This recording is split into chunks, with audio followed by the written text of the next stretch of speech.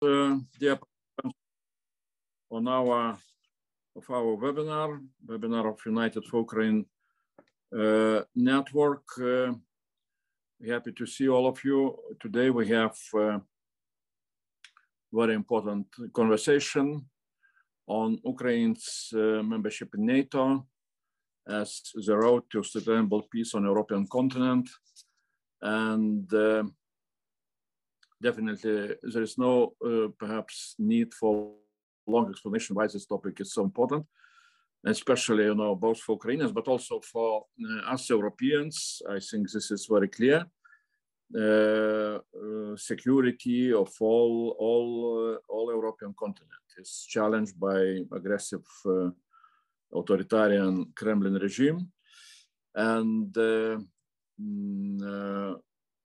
that is why all of us we of course are concerned. We are supporting Ukraine as we can. You know, Ukraine is defending all of us, and in my view, really, both Ukrainian victory and Ukrainian membership in NATO is important not only for Ukraine itself. Ukraine really deserves to have much more security, but as European Parliament recently put into resolution on Ukraine, very clear language on future membership of Ukraine in NATO, asking Vilnius summit or Washington summit at the latest to pave the way for Ukraine, invitation of Ukraine to become a member of NATO. Also, we put very clear arguments that this, at least in our view, it's Ukraine membership in NATO. Also, it would be important for future Russian development and possible transformation back to normality and to democracy, because Ukrainian membership in NATO, at least from my point of view, would send a message to Russian people who some of them still maybe have some nostalgia to imperial past, that they should abandon this dream of restoration of empire, because Ukraine with a membership in NATO would be gone, if I can use such a wording. And that is what Zbigniew Brzezinski quite many years ago predicted, that Russia with possibility to control Ukraine always will stay as an empire, but Russia which will lose possibility to control Ukraine can become a democracy. So that is why we need to see much broader picture of this important step. And today we have really very, very strong panel on this topic, both, you know, both on membership in NATO, on security guarantees, on, you know, what NATO should learn from Ukraine. Ukraine is not only Ukraine needs membership in NATO, but NATO needs Ukraine membership because of their very strong military capabilities. And we shall discuss this topic in a broad from all the broad angles. We have very well-known experts. We have politicians from France, from Ukraine, and we have also Vladimir MILOV from Free Russia Foundation, because I think that in this topic it's important to hear and to know how Russian opposition, which is fighting against Putin, how they look into such a perspective. So I will, first of all, I will say just a few words on let's say, logistics. So this webinar is streamed online, and also we shall have a recording, so you will be able to use, you know, web record of this seminar for your dissemination. And as always, we're asking questions to put in chat, because I hope that we shall have also possibility to have not only statements of our speakers, but also then questions and answers and nice exchange among ourselves, all of our views and all of our positions. And we are starting our seminar with very special procedure. Unfortunately, Andrius Rasmussen, again, who does not need, of course, introduction. He was not able to join us on this webinar, but he sent us a video address. And I would like to ask Katerina to put his video for us to listen. Yeah.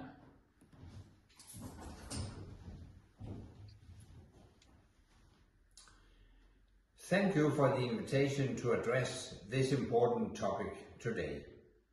I'm sorry that I cannot be there in person. Ukraine's future is in NATO. Ultimately, that is the only way to ensure long-term peace in Ukraine and stability within Europe. In 2 weeks, NATO leaders will meet in Vilnius. It is the most important NATO summit in a generation. For me, the time has come to extend an invitation for Ukraine to join NATO. I understand some leaders remain hesitant to do this while a conflict is ongoing. But this is a dangerous argument.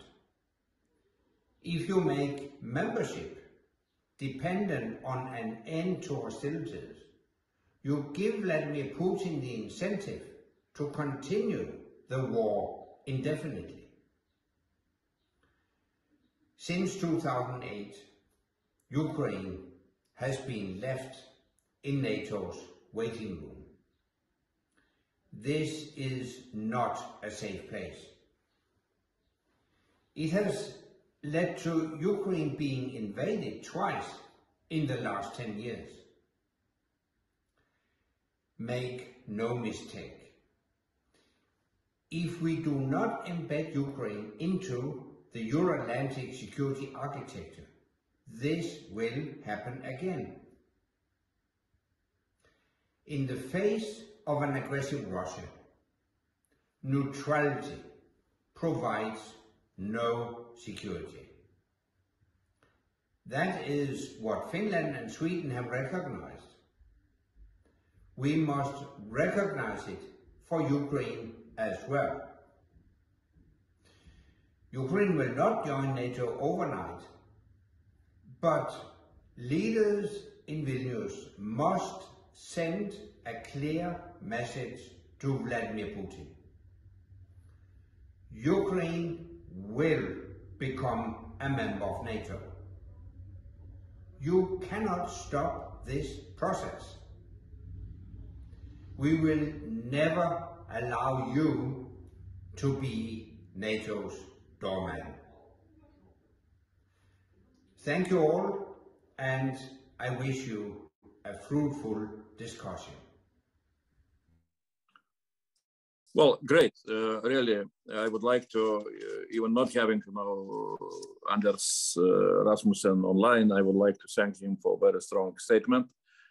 Exactly with the language which sounds very similar what we put on European Parliament resolution. Invitation now, membership a little bit later, when perhaps it will be clear what is going on with the war. And also very clear message that Ukraine cannot stay in the gray zone, because from my point of view, when I'm looking into all the development, what we are facing now, this huge geopolitical crisis on all the European continent, and I'm asking myself what kind of mistakes maybe we did, the West, why this war started, why Putin decided that he can go. I see one mistake, that Ukraine, with other Eastern Partnership countries, but especially Ukraine, was left in the gray zone during the last decades without clear membership perspective for NATO, clear membership perspectives for European Union, and that is what we need to correct immediately.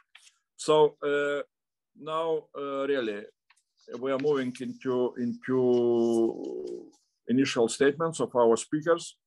And I would like to ask you, up to 7-8 minutes speech. If you can be shorter, then even better, because then we shall have more time for discussion. And as I said before, we would like to ask the first speaker to be exactly from Ukrainian side, Mr. Igor Chernev, who is member of Rada, and he is the head of Ukrainian delegation to NATO Parliamentary Assembly.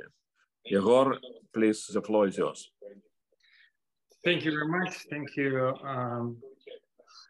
to all organizers, Andrius, for you personally, for inviting me. And I think it's a really important discussion, especially before the summit in Vilnius, which we expect will bring us some new messages, not just open door policy as it was during the last 15 years. But you know, answering to your question, what mistakes was made and what why actually Russia started this aggression, I think we have at least two main reasons. You mentioned also already about the problem that after the collapse of the USSR, we had the gray zones in Europe. And actually, according to the history of Russia, aggressive history of Russia, it was just a question of time when Russia starts the aggression. I think the main problem was that new architecture, security architecture in Euro-Atlantic sphere after the collapse of the USSR wasn't made.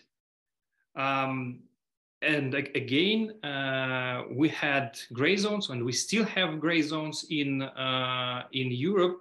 And our partner decided that without the USSR, they will not have any problems with Russia. And as you probably remember, to Russia was offered a new shape of collaboration, Council Russia, NATO, because NATO considered Russia as a future partner. But unfortunately, we as Ukrainians clearly understand what Russia is. During these centuries, 4 centuries, we had a lot of aggression from Russia, and Russia unfortunately understands just language of power. When you try to negotiate with them, they try to fool you. And any agreement with Russia doesn't cost anything. So only our reaction of Ukrainian people and Ukraine as a state to this invasion allowed us to stop this aggressive neighbor. I don't have any doubts that in the future, if Ukraine will be as a gray zone, will stay as a gray zone. They will accumulate new sources and will start new invasion in Ukraine. And if we want to have a sustainable peace in Euro-Atlantic community, Ukraine has to be a member state. Another problem that was made also by our partners, I think they considered economic benefits or valued economic benefits higher than freedom, for example. And it's paradox, but during these 3 decades, European countries just feed Russia, buying their gas and oil, brilliance and other things from Russia, and Russia spent, of course, it to make stronger their army and to start invasion. So another conclusion that we have to make, that it shouldn't be business as usual with autocracies, not only with Russia. we have to value our freedom and independency in economic sphere also higher than just economic benefits, because Russia can provide us with oil with the lower prices or gas with the lower prices, because we understand what the real price is after. And I hope that we already have learned these lessons, that new security architecture should be made, and that shouldn't be any more some economic connection with autocracies. Autocracies should be bound with economic benefits from actually European countries or Western countries. I think for now it's quite clear that membership of Ukraine in NATO is a win-win situation for Ukraine and for NATO. We're not just asking for the umbrella of security for Ukraine. We are offering to NATO our strong army, which have proven their ability to stop barbarian army.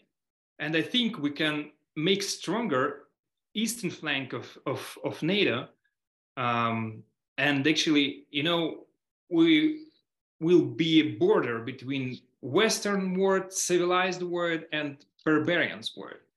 And actually, our experience of our army should be shared with our partners. We are ready to be this border, this partner, reliable partner for NATO. There are also a myth that if Ukraine will be a member state, Russia will start the new invasion or will start the new war. No, Russia will not cross the border with NATO. And we understand it and we see it, for example, as it is for Baltic states, for example. Russia clearly understands now, after the 1.5 years of this war, they clearly understand that they don't have the capacity to invade in NATO, because they will face with resistance, with the practical answer. So only one way to have sustainable peace in Ukraine and in a Euro-Atlantic zone is the membership of Ukraine in NATO. Thank you. Thanks a lot. Thanks a lot, Yegor, for a very clear statement. Maybe I forgot to announce at the very beginning that it looks like that Olga STEFANYSHINA, whom we expected that she will be able to join, for some reasons she is on the road and she is not able to join us. So we are moving ahead with our other speakers. And now it's my pleasure to give the floor to Eric CIARAMELLA, who is senior fellow in the Russia and Eurasia program at the Carnegie Endowment for International Peace, who recently published in Foreign Affairs very important and interesting and strong article, how the West can secure Ukraine's future. Kyiv needs a binding commitment before NATO membership, and I asked Katerina to distribute to all the participants of our webinar this article, but now we have Eric with us, so please, Eric, take the floor. Okay. Thank you, Andrius. Good afternoon, everyone who's in Europe. Yes, Andrius mentioned I recently published an article in Foreign Affairs. There's actually a much longer, more detailed version on the Carnegie Endowment website, which is available in both English and Ukrainian. And so my argument here is not about whether or not Ukraine deserves membership in NATO. I think the arguments that have been made in favor of Ukraine eventually gaining a place in the alliance are very strong. Obviously, as Mr. Chernev was just saying, Ukraine's very, very capable, battle-hardened, experienced army would be a net benefit and security contributor to the alliance. But we also have to acknowledge the sort of realities that we find ourselves in now, which is that Ukraine is in an active war with Russia. And so, were we to promise membership right now, we face the very realistic prospect that, we won't have a timeline under which we can deliver on that promise. And the reason being that, it puts Ukraine and NATO into an unnecessary bind, which either Ukraine has to resign itself to an indefinite territorial partition, like West Germany did, when Chancellor Adenauer basically signed away East Germany at the London Conference in 1954 in order to gain membership in NATO in 1955. And I'm not sure that that's a step that Ukrainians are willing to take at this moment. Or the alternative is that NATO has to find some way to water down Article 5 to avoid ending up in an immediate direct war with Russia. And that would mean, for example, in order to defend Ukraine's legal borders, there would be something less than the full involvement of the United States military and other NATO allied militaries. So I think this is an unnecessary situation to kind of frame it all about NATO or nothing right now. And I think actually, Mr. Rasmussen at the start made an interesting argument that it's a dangerous sort of thing to signal to Putin that he can continue the war indefinitely because ultimately he holds the keys about whether Ukraine gets into NATO. But I actually think it's an equally, if not more dangerous message to send to Putin that Ukraine can only be secure in NATO. And therefore, for as long as Ukraine is not in the alliance, it's up for grabs, so to speak. And so what my paper lays out, based on a lot of conversations that I've had in Washington and with various European governments over the past few months, is that there is a good, solid, what I would call interim solution or arrangement. And I'm deliberately saying interim, not alternative, because I don't see this as an alternative to ultimate NATO membership down the road once the conditions allow, but an interim strong arrangement that we are able to put in place now. And what do I mean by that? I mean a set of formal commitments by Western partners, including the United States, to Ukraine's self-defense. And it would be modeled, inspired by the US commitment to Israel since the 1973 Yom Kippur War. So what this would do is capitalize on the robust military aid that we've already provided to Ukraine since February of last year, and ensure the Ukrainian armed forces' ability to defend themselves and rearm after high-intensity combat ends. So it would be a way to boost Ukraine's security and move Ukraine towards interoperability with the alliance until its path to joining NATO becomes clear one day in the future. I argue in my paper for an ambitious formulation of this plan, that there would be some sort of, let's say, framework document or declaration that would be signed on the margins of the Vilnius summit to lay out the broad strategic parameters of an enduring commitment to Ukraine's self-defense. That would set the strategic framework, multilateral framework, that would govern a set of codified bilateral commitments, which would be specific to each country, ideally including pledges of multi-year funding, specific capabilities commitments. In the United States, this could look something like the series of 10-year memoranda of understanding, MOUs, that we've signed with Israel since 1999, which have specific dollar amounts, but are more just a codified framework for how we do security assistance. It would also include some pledge to provide Ukraine with sort of a similar formulation to what we use with Israel, which is called qualitative military edge, or QME, where we recognize that Israel is a smaller country in a neighborhood of larger countries, potentially larger coalition of adversaries. In Ukraine's case, obviously, there's also a numerical disparity between Ukraine and Russia.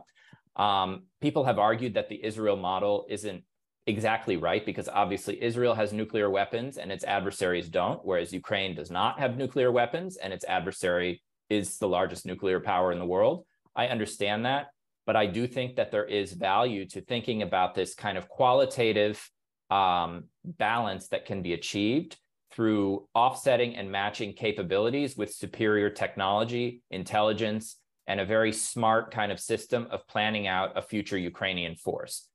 And in my view, actually, this sends a very clear message. If we're able to do this in a legally codified manner, it sends a very clear signal to Putin that actually over time, his relative battlefield advantages in things like artillery and air power and so on will be minimized to the point where there will be some sort of balance achieved.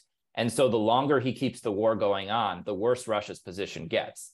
And so this gets to the central question, which is right now, Putin's strategy seems to be completely hinging on waiting for the Western support to sort of evaporate, whether it's waiting for the next US election cycle or this sort of so-called Ukraine fatigue to set in. And so this is a plan to put that idea to rest and show that the West is committed to Ukraine's self-defense capabilities for the long haul. And again, I think that this would be a strong interim arrangement that could be in place for an indefinite duration. Again, not an alternative, but until the conditions are more favorable to begin discussing the circumstances under which Ukraine could enter the alliance. Thank you. Well, thanks a lot, Eric. Thanks a lot. Really interesting and valuable paper, and definitely we are studying and we shall use some of ideas in the future. Now, I'm turning back to politicians, I would say so. And we have with us Madame Natalia POUZYREFF, member of French National Assembly. Welcome. And we see President Macron is becoming a strong supporter of Ukraine membership in NATO. So maybe you can elaborate a little bit about the French position. So, Madame Natalia, floor is yours. Thank you. I hope you can hear me. Thank you from Paris. Thank you for organizing this discussion. So that's right, that the expectations about the next Vilnius summit are very high for Ukraine first, but also for some neighbors of Ukraine. I think Poland and the Baltic countries have been supporting the idea of Ukraine joining NATO. And now France is, I would say, following the same path. Of course, everyone knows that because Ukraine is at war, it cannot be maybe a formal, direct entrance to NATO. But the intention of the French president is very clear, is that we open a way, not only the door, but we have concrete steps to provide Ukraine what it needs in terms of ensuring its self-defense. And that maybe that's most important, that we give some strategic signal to Russia and to President Putin that definitely Ukraine is going to become a new member of NATO. And so that you can say that the cost of this aggression will continue to rise. And for sure, the idea is not to encourage Russia to pursue its aggression, but it's really to give a strong signal. In the meantime, it's also important to sustain the military support we are providing to Ukraine. So the European countries are, putting some support, financial support. The member states are providing some weapons, but it's also about training. There will be the UMAM program for training Ukrainian soldiers. So the idea is also to strengthen the military force of Ukraine on the long haul. So I think we have already tools in place. We have the will. Maybe it just needs to be formalized in a plan, in a framework, as it was previously said by Mr. CIARAMELLA. I don't know what will be the outcome of Vilnius summit. I don't have many insights. I just know that the French president will be supporting something like a plan with concrete steps and a clear signal to Russia. Some talked about expedited pathway. So we shall see if there can be a way that will make the possibility for Ukraine to join NATO on, I would say, on a more advanced schedule than it's the normal way. It used to be the normal way. We shall see. Coming back to the sustainable peace, that's a question. It is not easy to solve because, of course, all the chief of states are very careful. They know that maybe one day we'll have to negotiate with Putin. Although for me, my personal view is that it's going to be difficult to negotiate with the current regime at the Kremlin. So if we are talking about sustainable peace, I would say there are major steps to go through. Probably that Ukraine can regain all its territories. Probably there's some demilitarization happening in the vicinity of the Black Sea, in Crimea. And by the end of the day, we hope for a democratic transition in Russia. But of course, it won't happen in one day. But it's only at this price that I think we can have a sustainable peace.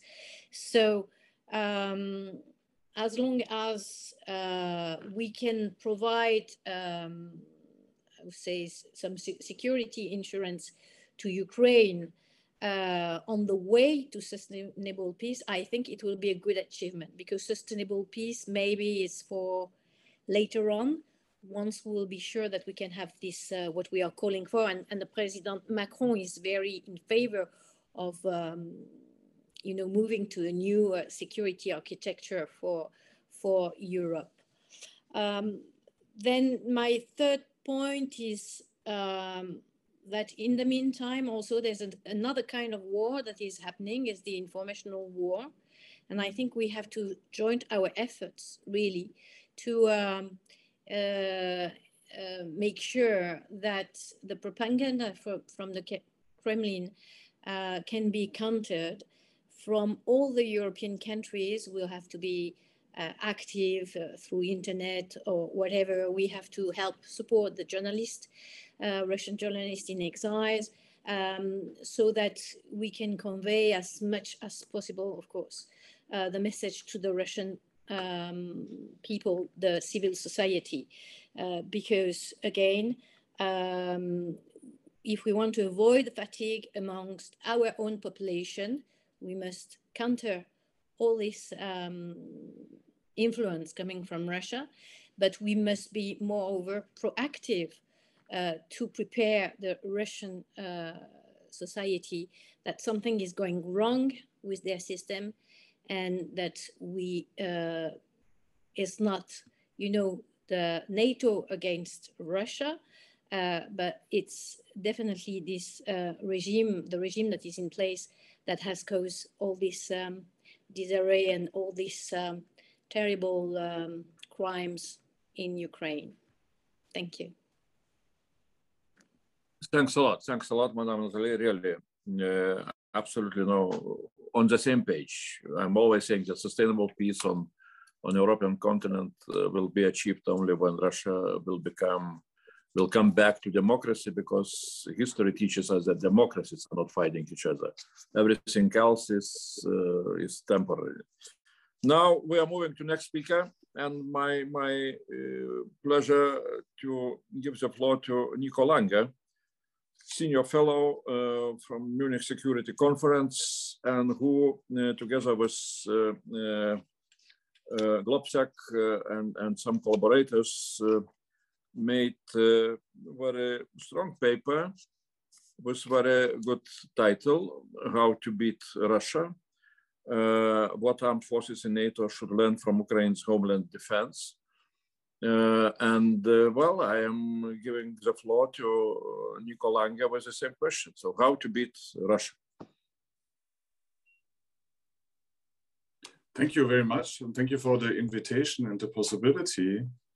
And on your very question, I think the first point that we have to understand is it is now about not only about square kilometers or parts of Ukrainian territory.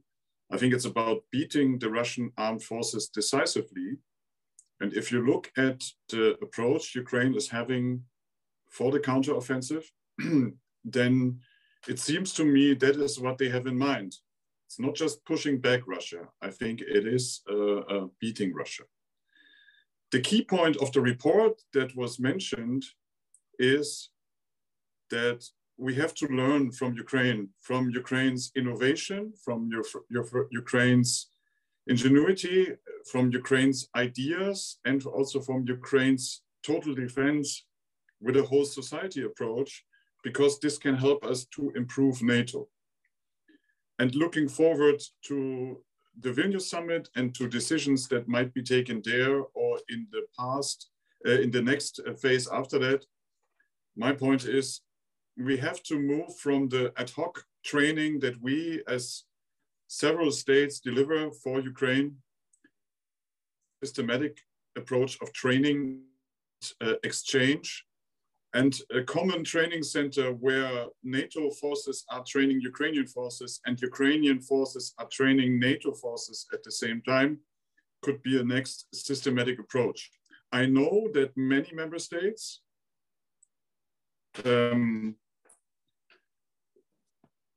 for example, Germany, but also the US at the moment are very reluctant to put a NATO label on anything that is military assistance to Ukraine. But I really think we should, at least in the training part, we should overcome that point. That said, let me make a few practical suggestions when it comes to the discussions leading to the Vilnius summit and the Vilnius summit itself. Many points have been made already by previous speakers that I share, but I will not repeat them here.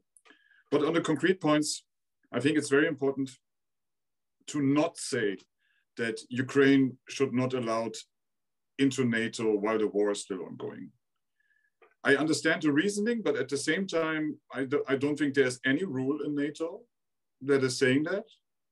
And I do not think it's especially useful to say that loud in public. And the argument has been made also by Andrius Fogh Rasmussen in his statement earlier. I also believe that my country, Germany, provides us with some insight that there are possibilities to find creative solutions and to find an approach that could be useful for Ukraine and NATO at the same time.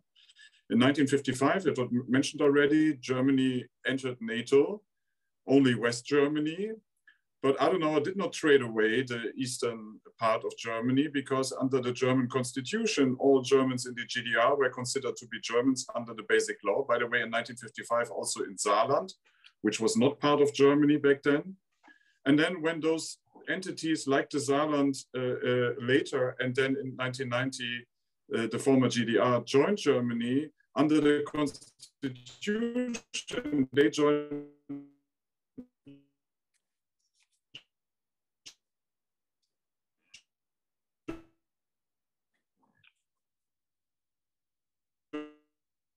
We are losing connection.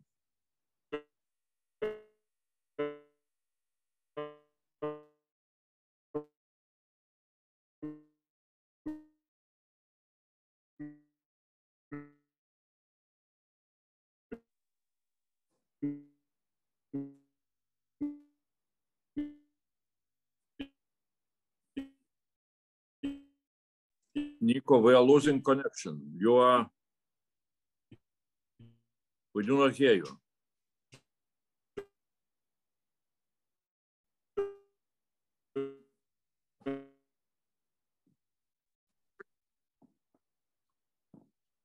Nico? Yes, I'm here. Yeah, now it's okay. but at some time we lost, at least on our side. I'm sorry. The internet in Berlin is much worse than it is in Ukraine right now. Oh yeah, so can you repeat some last sentences maybe? So just 2 points on Germany. One is, I think, a combination of national legislation that also Germans in Eastern Germany and in Saarland continued to be Germans, that later made possible to integrate these territories and taking them into NATO at the same time without having further referenda or other decisions. I think it is a good example. And the second point is, when all of Germany entered in 1990, there were provisions made. Germany had to reduce its force size overall. Germany had to make agreements not to have certain trainings or a certain force posture in the former GDR. And that made a NATO membership of all of Germany possible. So there is not just in and out. I think there is a possibility to negotiate on details. And maybe temporarily occupied areas can join Ukraine again later and will automatically become part of NATO. And by the way, NATO Article 5 was never bound to geography. If a Chinese ship would attack a US ship somewhere in the Indo-Pacific, that could trigger Article 5. So we should not only think about this territorial boundary thing. I think we can find a solution to integrate Ukraine into NATO. In addition, and I think that was the argument made by our French friends, if I understood it right, and it's a remarkable turn that President Macron talked about NATO membership of Ukraine at the GLOBSEC conference. NATO membership of Ukraine to us all is much cheaper than any other option, for 2 reasons. One reason is that on a military dimension, the alternative to NATO membership of Ukraine is arming Ukraine to the teeth so that it can deter the Western military district of Russia by itself.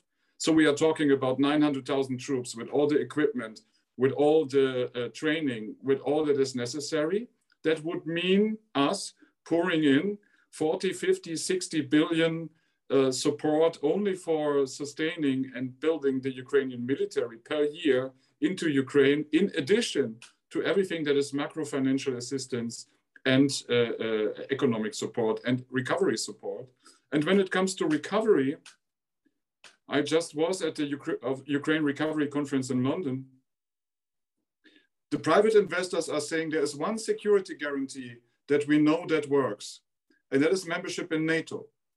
So if we want private investors to help with recovery of Ukraine, which we need, we cannot do this with taxpayers' money, then also NATO membership is the way to bring private investors in. That's why we should not rule it out. We should pursue it further. And my last point, it's not only about us. I know that we in the EU and in NATO, we have the tendency to think it's only about our decisions and about what we want and what we want to give Ukraine. The government of Ukraine and the president of Ukraine, they have a duty before their citizens to provide security to the citizens of Ukraine. And if NATO and EU are not willing to take necessary steps, I think they have the right to pursue any instruments and any other paths that might lead to better security. That might be looking into nuclear armament of Ukraine, that might be looking into other partners, but we cannot expect that we are not giving Ukraine what it needs for the security of its citizens, and then Ukraine just quietly accepting this. I just wanted to mention this. I think the Ukrainian president has a mandate from the citizens here to pursue any possible path for security. And it sometimes helps to understand that we are not alone in this, not in Ukraine assistance, not in Ukraine recovery, and also not in Ukraine security. Thank you very much. Thanks a lot, Nico, for very clear messages. Appreciate very much. Now we are moving to Olena HALUSHKA, Civil Society of Ukraine. Olena is co-founder of the Warsaw-based International Center for Ukrainian Victory and board member of the Ukrainian non-governmental organization Anticorruption Action Center. Olena, please, the floor is yours. Thank you very much, Mr. Kubilius, for holding this important debate. And listening to Yegor and Nico and other panelists, I'm just, crossing out the messages which I wanted to say, because many things were already told, and I want to focus on what extra I can add to the debate. And I'm an anti-corruption activist who has spent most of my professional career fighting against corruption and building democracies. And I cannot, avoid the recent statement of President Biden, who said that Ukraine has to keep up with the NATO standards to clean up corruption in order to be able to join NATO. Actually, I am very much convinced, together with 72 other civil society organizations who have been mostly working on the same issues, that it is particularly the invitation to NATO which will help and give additional boost for the Ukrainian reforms. Because I find myself in a very similar situation to what was happening a year ago, when we were very actively advocating for the EU candidate status and the list of reforms attached after this status and not before, as it was one of the options back then on the table, particularly because that would provide us, civil society, with a very powerful leverage to move forward with the rule of law and anti-corruption reforms. And 1 year passed, and everybody I've been speaking to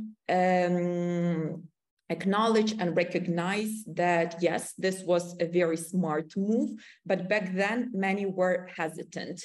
And this leverage worked very well because it helped to unblock the appointment of the head of the Specialized Anti-Corruption Prosecutor's Office, National Anti-Corruption Bureau, gave additional boost to the judicial reform, particularly judicial governance bodies. And we are right now in the process for finalizing the Constitutional Court reform, something very unprecedented for Ukraine. Absolutely similarly with that, the invitation of Ukraine to NATO at the Vilnius summit and opening up the accession talks would help us to fix the reforms in the security and defense sectors, because with 83% of Ukrainians supporting Ukraine's accession into NATO and Ukrainians wishing foreign partners to demand from Ukrainian government to do the reforms, is exactly the recipe to move forward. Yes, Ukraine has achieved a lot in terms of implementing the NATO standards in our military. According to the research conducted by the New Europe Center, we are right now more advanced comparing even to some of the existing NATO member states, but we still know what is our homework and how to move forward. A second important point is on the reconstruction. What Nico mentioned, this is a very powerful message to Western investors, of course, because the alternative could be multi-trillion-dollar insurance funds. Obviously, nobody can afford that. Or another alternative to put, I don't know, IRIS-T systems, Patriots, whatever, across entire country, which is a huge area, obviously cannot be covered by the air defenses. So the cheapest alternative is definitely NATO membership. But with regards to the reconstruction, except the private investments, another important dimension is the human resources, human capital, because we are having millions of Ukrainians who are refugees right now, who are staying in Western countries, who are very welcome there. Their kids are going to kindergartens, to schools. They are more or less integrated in the local communities. And we have to send a very powerful and convincing message to the families with kids that their sons and daughters will not be fighting in the next phase of the Russian aggression against Ukraine, which will be after the time out when Russia rearms trains their military and decides to move forward, as we have seen in 2022 after 2014, 2015. So the dimension of the human capital should not be underestimated at all. The third point, which from my perspective causes probably the biggest number of myths, because I've been engaged in very active advocacy together with Hanna Hopko, other colleagues on the NATO for the last few months. And there is simply not understanding what is the official NATO accession process.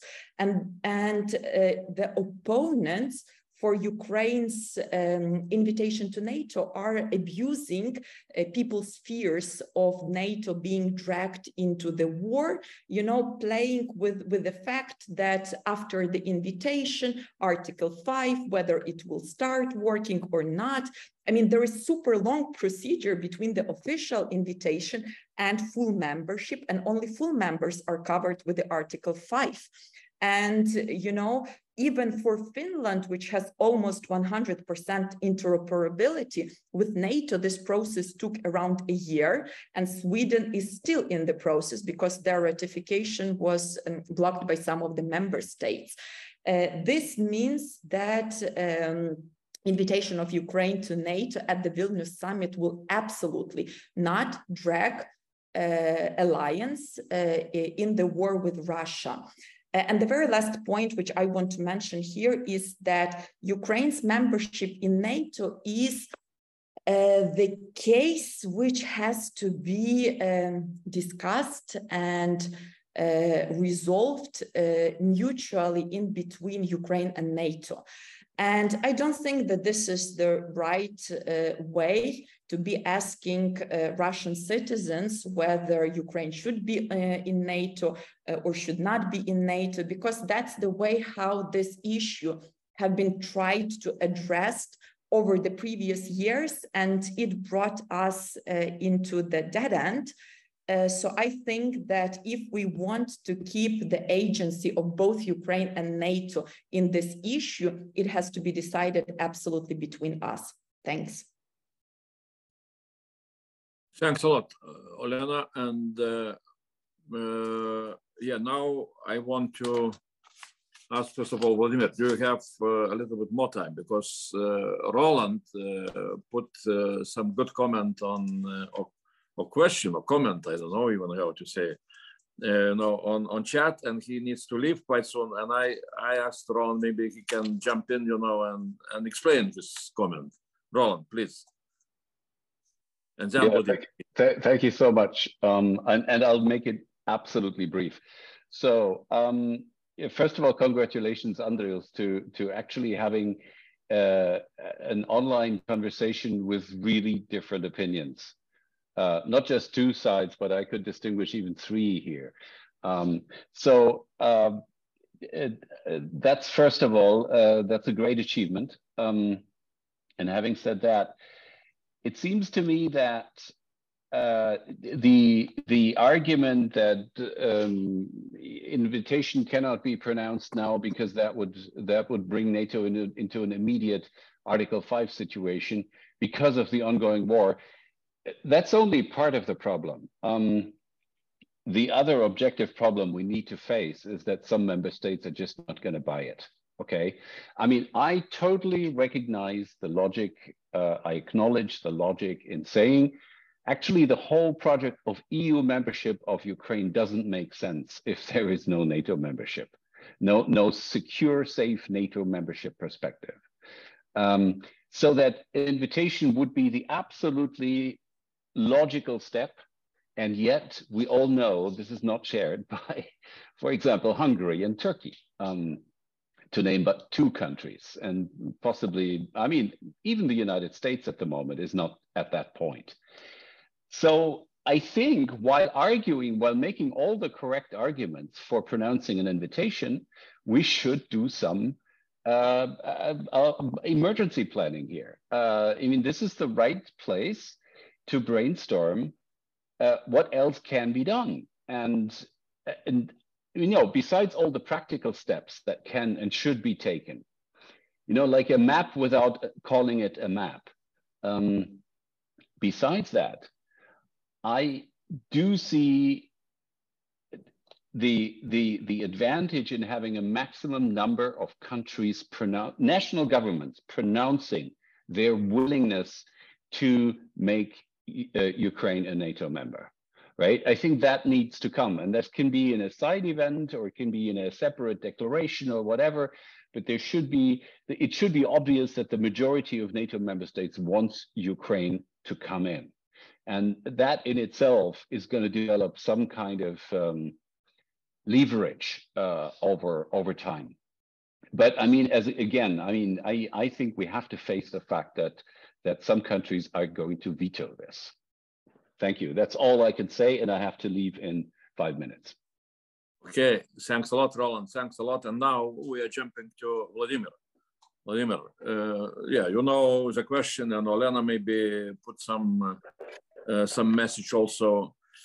Why I think it's important to talk with Russian liberal opposition about those issues, because if you continue what Roland have said, I would say that here are some capitals which still are thinking that, okay, we need to take, you know, into account Russian concerns about NATO membership and so on and so on. The question is about what Russia we are talking here. Russia of Putin or Russia of citizens, of liberals, of Democrats, who I hope quite soon will come to power in Kremlin, you know. So what's, yeah, Vladimir, so that is why it would be interesting to hear what personally you and what Russian opposition thinks about such a, you know, perspectives that Ukraine is becoming a member of NATO. Thank you, Andrius. A very interesting discussion, a lot of interesting points. I think the most important thing here is to put an emphasis on public opinion in the Western countries, which is often influenced by, you know, Kremlin narratives about different issues, including Ukraine's NATO membership. What I see is that in a lot of what shapes this public discourse, there is a lot of misunderstanding about all the issues between Russia and NATO, Russia and Ukrainian membership in NATO, and so on. Like, for instance, Putin was always trying to say that the Ukrainian NATO membership was like always a red line to Russia. This is not true. This is absolutely not true. 21 years ago, when I used to work in the Russian government, President Kuchma had for the first time publicly announced that Ukraine takes a course to formally apply for NATO membership. And, you know, the earth didn't shatter. No one was against it. I mean, I looked around and I talked to fellow ministers and colleagues. I mean, there was no opposition to that. Even Vladimir Putin was directly asked this question while he was given a press conference in Rome during a Russian NATO summit on the 28th of May, 2002. He was given a presser with Lord Robertson and late Silvio Berlusconi, and he was specifically asked, what do you think about Ukrainian aspirations for NATO membership? He said, nothing. I mean, Ukraine is a sovereign country, which is exactly so. Ukraine has to make its own choices how to defend its security, and Ukraine cannot avoid working on security issues with such an important alliance as NATO. And he also said that he would welcome Ukraine in a Russian NATO Council, which was then freshly created. And this did not have any opposition in Russia at the time being. I mean, maybe some Zatulin was against, but he was not even a parliament member at the time. All the folks in the government I talked to, all the opinion polls were absolutely calm about the prospect of Ukraine NATO membership. And I just remember talking to some of my fellow colleagues at the government. He said, listen, but like everybody is joining NATO now, in May 2002, according to VTSIOM opinion poll, 35% of Russians supported applying formally for Russia's NATO membership and so on. So I think it's important to debunk some of the Kremlin's propaganda and distinguish between certain attitudes in the Russian society, which was stirred by brainwashing and all this state propaganda poisoning, rather than the fundamentals. The fundamentals were that 20 years ago, Russia was absolutely okay with countries of Central and Eastern Europe joining NATO, and Putin absolutely welcomed that and signed the Rome Declaration with that. It was, supported as long as, as 2010 Medvedev speech in Lisbon.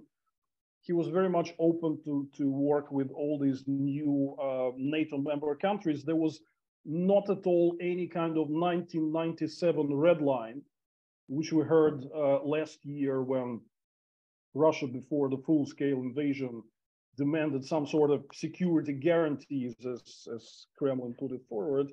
It was all invented later by propaganda, that Ukrainian NATO membership is somehow a problem. And I think another important issue, Andrius and colleagues, is that we really don't have sufficient also academic analysis of the positives that were brought for Central and Eastern Europe and its development in connection with NATO membership of the countries that have joined in the past quarter of a century. That is important because NATO brought enormous progress, stability, prosperity, and peace to this region. That is a matter of fact. And I mean, we need to have that on paper. We need to have that in academic analysis, because disproportional airtime is being given to folks like Mersheimer, who goes around and say NATO expansion was a major problem, risk, and so on. But as a matter of fact, if you really look at what was happening, NATO brought enormous amount of progress, peace, and stability to the whole region with that expansion. Also, a very important point that Nico has been raising. NATO membership provides security guarantees which also stimulate investment and development and improved living standards. So there's not only a defense, security, and military dimension there. I mean, we need to work on that. We need to show that. We need to come with solid analysis showing this to the Western public, to the Russian public. Because listen, if Russian public opinion is not dealt with, there will always be people in Russia who will stir this issue that somehow Ukrainian NATO membership is a threat. It is not a threat, and we need to explain it to the Russian audiences. And this is important because ultimately it will remove, finally remove this global security threat from the East, which is currently based on Putin's propaganda and false narratives. So I think there's a lot to work on in this regard, and there's a lot of what we can do to try to influence and positively change also Western public opinion, which, I mean, let's be absolutely frank about it. Many people are afraid of Ukrainian NATO membership because they are afraid of a war with Russia. It is actually possible to achieve a win-win-win solution in this regard, and it's also very important to remember the past experiences, and the reality again is that NATO expansion did not bring any really serious challenges and threats to Russia, but it brought stability, peace, and prosperity for the countries that joined. And another important thing is that if you really look around, you'll see, and this is on record, that neither Vladimir Putin nor anybody else in the Russian government have any problems with other countries joining or being part of NATO or working with NATO. When Finland joined NATO, the reaction was nothing has changed. This is not, the land border between Russia and NATO more than doubled because of Finland's accession. But official Russian reaction was, oh, okay, so what, nothing happened, right? Turkey is a member of NATO, and American nuclear weapons are located at the Incirlik Air Base, which has the same distance to Putin's residence in Sochi, Bacharov-Ruchey, as a distance between Moscow and Kiev. Does Russia have any problems with that? No, They openly say Turkey's NATO membership is not a problem for us, right? Serbia is having a Platinum Wolf exercise with NATO June this year. Sergei Lavrov is being officially asked about this. He said, it's not a problem that Serbia works with NATO. Somehow, the real issue is only Ukraine. And I have an explanation why. Because if you actually listen to what Putin, Medvedev, Lavrov, and the others say in Russian for the Russian audience, you will clearly understand what they really need from Ukraine. They need land grab. They need territory. When they talk about Russians, what actually they achieved with war and aggression against Ukraine, they say, oh, but we grabbed more land. That's the thing. That was the purpose. It was worth it because we grabbed more land. They don't say it in English for Western audiences, but they say it in Russian for the Russian audiences. We need to make it as widely available in the West as possible. Because the Western people hear a lot of Mearsheimer, but much less of this stuff. They should hear and listen what was the real problem with Ukraine, that Putin and his gang simply wanted to grab more land. So I think my advice here is that it is actually very much possible to influence policy making through public opinion by countering all this Kremlin's propaganda narratives, by explaining that NATO expansion was worth it. It brought only positives. And if the West considered seriously Ukrainian aspirations to join NATO earlier, maybe all of this would not have happened. So we need to explain this in more detail.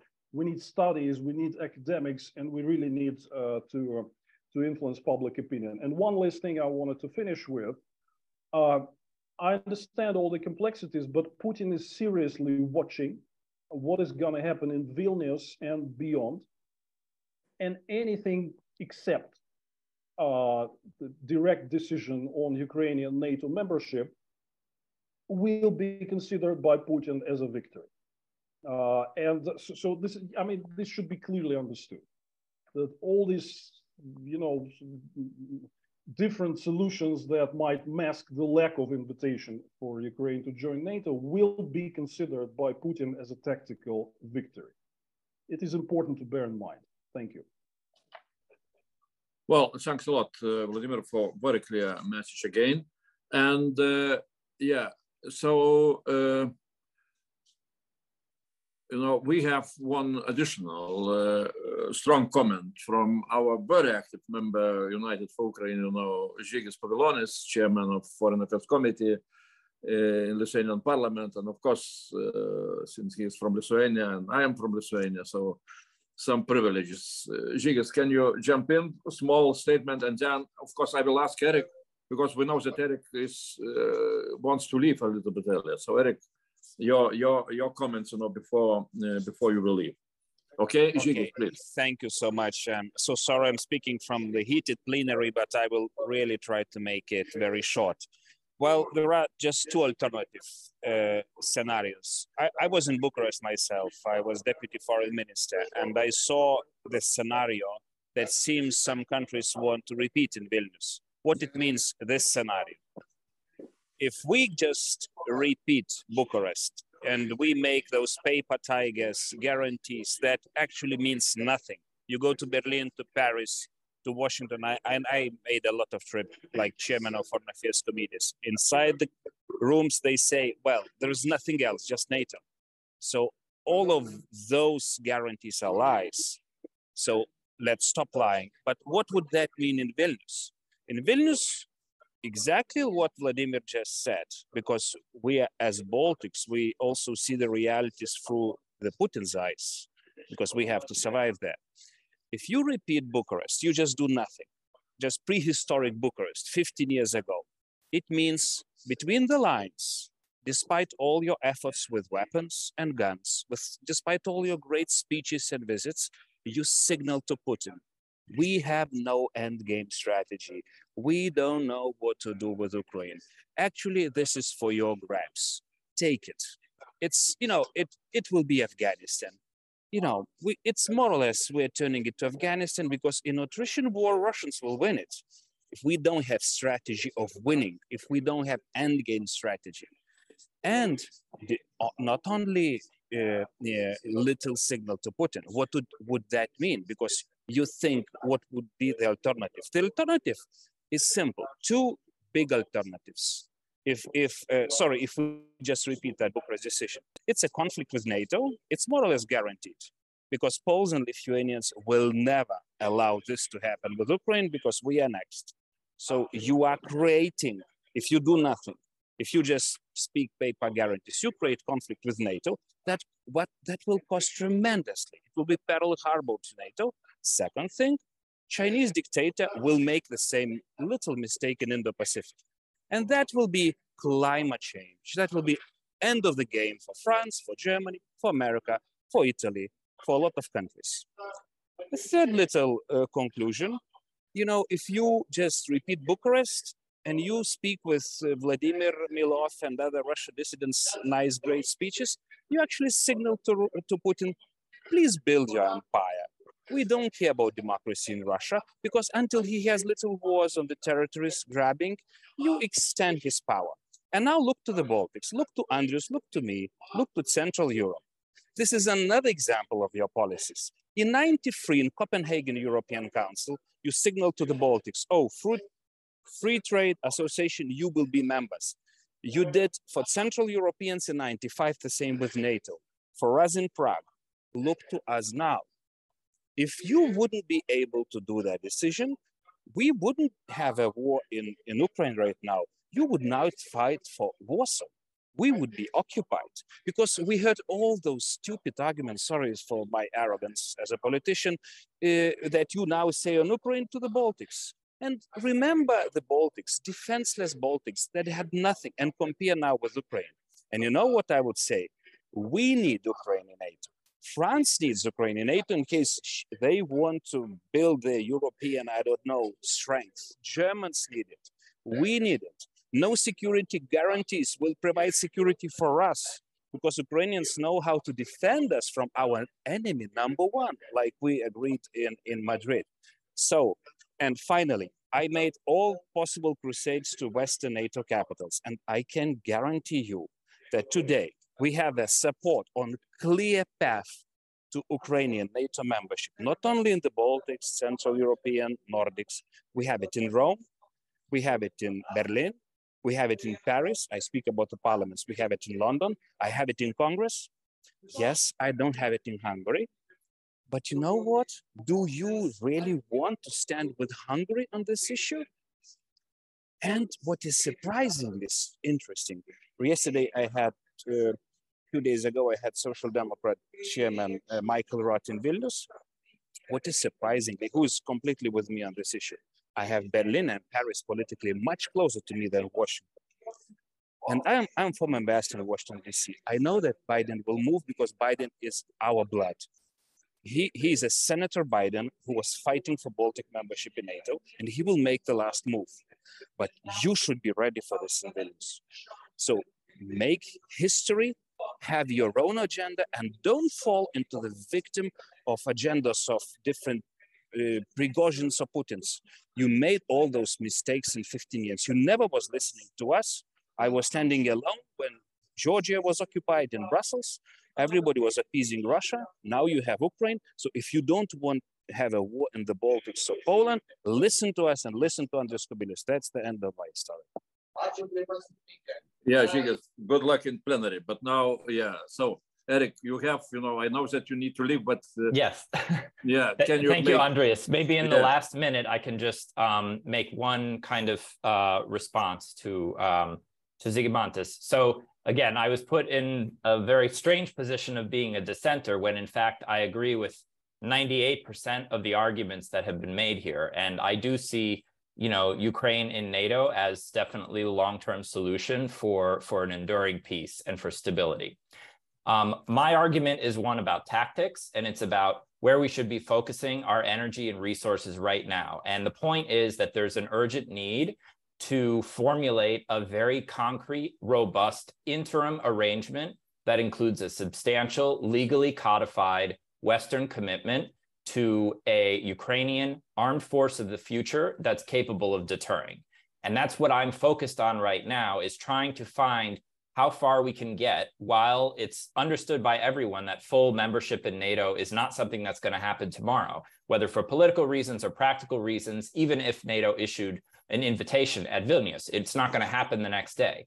So we need an interim framework, and we need to be spending much more time thinking about what needs to be in that framework, the key components, the strength of the legal codification, and so on and so forth. So again, I'm not disagreeing with the overall logic here. I completely agree. But my focus has been one on the tactical point of what can we achieve over the course of the summer to put in place this robust framework that shows, while Ukraine is still moving towards NATO in the kind of longer term perspective, we have an interim framework in place that shows Putin that time is not on his side.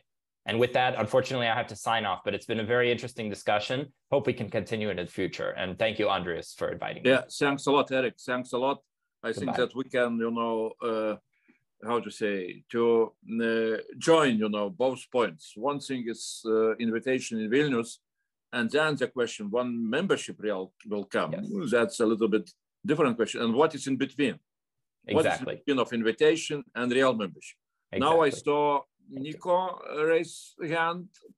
Yeah, and my point is now we are coming quite close to end of our very, very interesting meeting. So I will now turn to our speakers. I do not see any more questions. Maybe somebody will put. We have some prominent members in the audience. But now I will turn to your final statements. Out from what we were changing here, among speakers. So Nico, please. Yeah, I will answer the questions that were posed that were already leaving, but we can send it to them afterwards. First, on concrete agreements that could be made in Vilnius. I think it will be important to reinstate the NATO-Ukraine Commission, upgrade it to a NATO-Ukraine Council.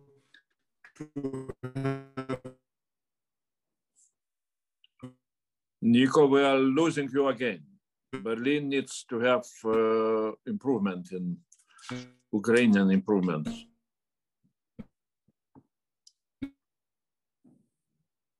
We do not hear you.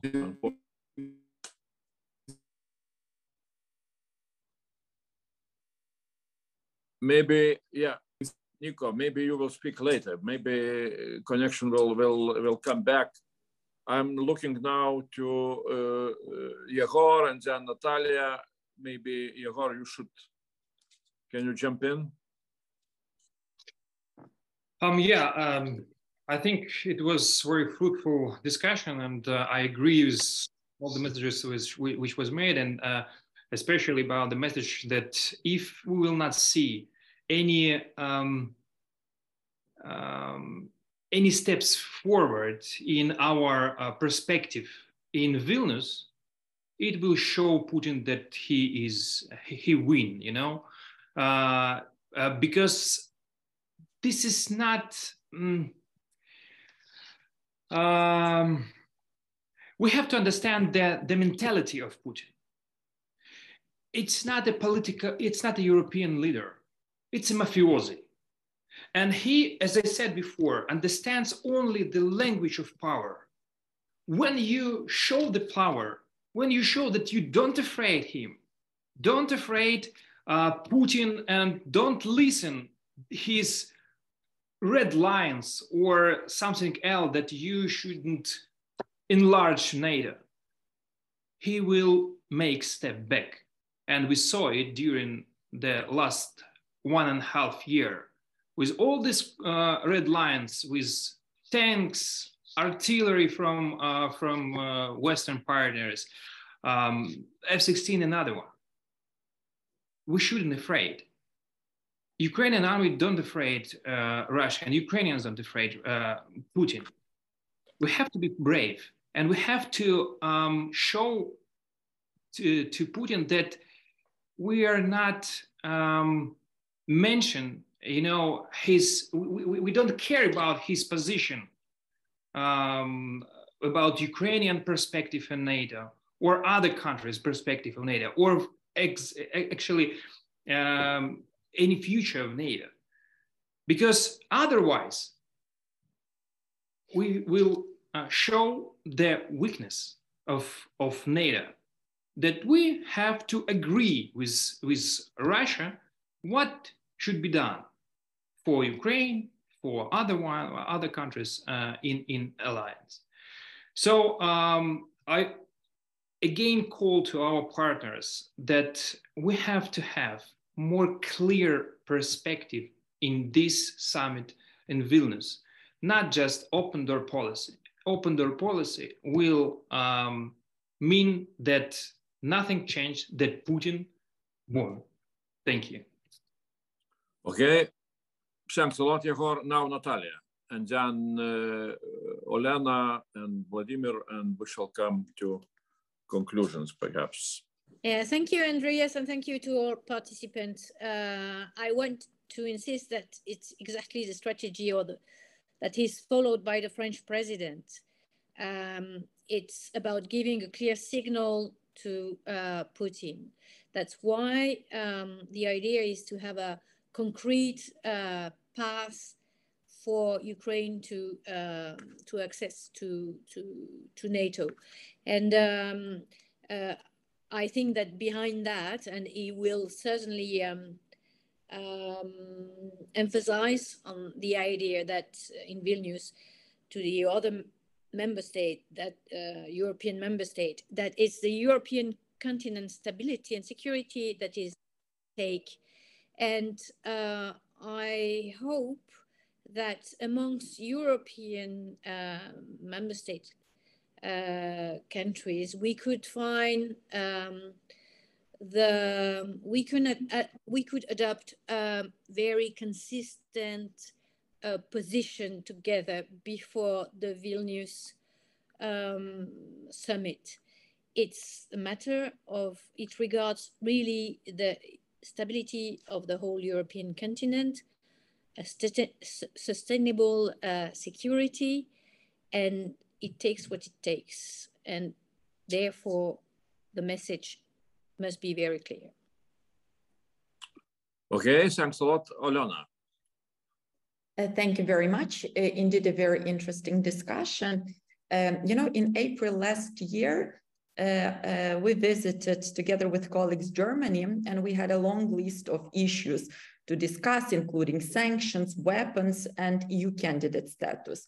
And we met with one very big friend of Ukraine to ask him what would they advise us, you know, how to move forward with those issues. And his stance was, let's start with EU candidate status. That's the easiest thing. Why? Because it's not going to happen. So the moods in April, you know, regarding EU candidate status were pretty much, you know, pessimistic. But the situation dramatically changed 1 week or even a few days before the EU summit. So my message is that we should not give up, because we still have more than 1 week before the Vilnius summit. And that's an excellent, incredible time to mobilize all the efforts of our partners, because what really matters for President Biden, I mean, he is a Euro-Atlanticist, how do you put it in English? He cares very much about the stance of his NATO allies, and each and every voice of each and every country, be it bigger one, smaller one, they matter a lot and they count a lot. And again, experience with tanks, jets, EU candidate status proved that when we get this critical mass of countries that clearly demand the invitation of Ukraine to NATO, because that's not only in Ukraine's interest, that's in the interest of Europe and of NATO, because it's time to stop treating Ukraine as a burden. Ukraine is an asset to transatlantic security, because if Ukrainians did not resist and did not do this effectively, I do not know where the Russian army would be today. And I do not know whether they wouldn't mobilize our people, get into their occupational army and move with our people forward. So the fact that Ukrainians are resilient, that we are bravely defending not only our country, is definitely a very big asset for the transatlantic security. So please continue working with our partners, continue working with DST, and I still think that it is doable. It is just important not to give up. Okay, Olena, thanks a lot. And Vladimir. Oh, two things, really very, very interesting and important discussion, but I think we should really engage into a learning exercise, how to learn not being afraid of Putin and what he's going to do next, and also as a reaction to Ukraine's potential NATO accession. I think, you know, I agree with Zhigis that when he senses that fear, and this is what is giving him the advantage. Once the West is afraid, that means that there is a chance for Putin to win. We should not give him that, which is why we need to learn to be not afraid, as Biden said in Warsaw. Yeah, but there was not full continuation of that important call. And second thing, I've been to a number of these discussions on Ukraine NATO membership when you really do have a lot of like-minded people, despite some differences of opinions like we have today. We need to go out in the field and talk to the Western public opinion and the Western policymakers, actually explaining them the real picture. Because current dominant view, I think, is a bit distorted. It downplays the advantages that NATO enlargement have brought to countries of Central and Eastern Europe, and it you know, outplays the risks which are resonating with what Kremlin's propaganda is saying. So we need to, and also it's important to explain what's the real situation between Putin and Ukrainian NATO membership, where we were 20 years ago, and why it had evolved in into some sort of red line, as Putin has promoted, which the real picture is very different than what many people in the West believe. We need to better explain. We can't do more, so working with public opinion, I think, is very important here. Well, thanks a lot, Vladimir. So really, I would like to thank, first of all, to all the participants. I think that we had really very good, very strong discussion with very good arguments, you know, and some things we really managed to explain to each other our positions, and I do not see any you know, difference among ourselves. Either we are from European Union, from NATO, from Ukraine, or like Vladimir, from Russian Democratic Forces. I will make a very simple conclusion. One, we created United for Ukraine last year in February, you know, after the war started. I put very simple message to ourselves why we are creating this, you know, community of or network of, you know, supporters of Ukraine. My point was very simple. Ukrainians, you know, are fighting, will fight, and will win, you know, in the Eastern Front. We need to win in the political battles in the Western Front, and that is one of the crucial battles now. What we are, you know, coming to Vilnius summit, and you know. And we need to send a very clear message what Zhigis is doing, you know, and what Vladimir was speaking out. What it will mean if Vilnius will make no decision. It will be, you know, I'm saying to myself, either he will be decision or he will be existential questions after Vilnius. We can call Vilnius, you know, existential questions. Existential questions to the West. Are we going to continue to agree that Putin has veto right on NATO enlargement? Very simple. Because here will be a question very simple. Why we are not giving invitation? What are the arguments? And here are no arguments. No arguments about Ukrainian not matching NATO standards. The question is, you know, are NATO matching, you know, Ukrainian standards on military field, you know? All other arguments, you know, Ukraine needs to improve something. Those are not arguments. And here will be a very simple message. It will mean that still Putin is an issue. Putin's position is, you know, an obstacle for, you know, NATO to enlarge and to take Ukraine. And that is total disaster for the Western community. If still the West will will look into, you know, through such eyes that, you know, in some way, for some capitals, it looks like that Putin has veto right. That's, you know, that's really what I call, you know, existential threat to you know, to the Western democracies and so on and so on. So, well, that's what we are trying to speak out. And today I think that we spoke out in a very clear language. Thanks a lot to everybody. Let's hope, Žygis, you are responsible for Vilnius summit, do the job. And, you know, I would like to thank you. And of course, you know, all the success for Ukraine, not only with a membership in NATO, but in the military field, you know, Slava Ukraine and Geroyam Slava, and let's, you know, do перемоги.